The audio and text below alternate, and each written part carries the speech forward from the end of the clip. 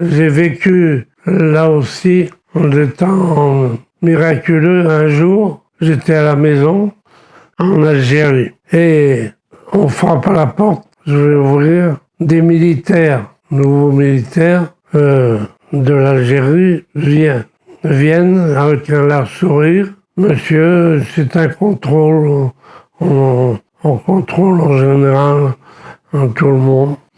Et je dis, en fait, moi j'avais rien caché. Et puis, ils étaient plusieurs, ils vont dans plusieurs pièces, pas tous en même temps, mais séparément. Et puis ils s'en vont avec la sourire. Au revoir monsieur, très gentil. Je dis, c'est bizarre quand même.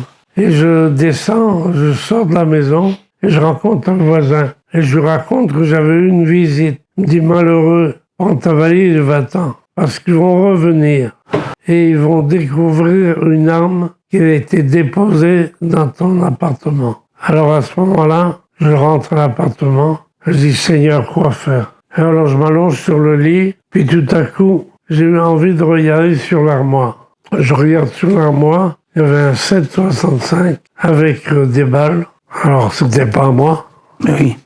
Et à ce moment-là, j'ai pris les balles et je les ai fait partir d'une évocation qu'il y avait sur la terrasse. Mais pour le 7,65, j'ai mis dans un bocal entouré de bouchons. On ne voyait pas un revolver. J'ai fermé le bocal, j'ai mis sur le buffet. C'est la première chose qu'on voyait en arrivant dans l'appartement. Puis je disais à Annie, je ne sais pas si c'est vrai ce qu'on m'a raconté.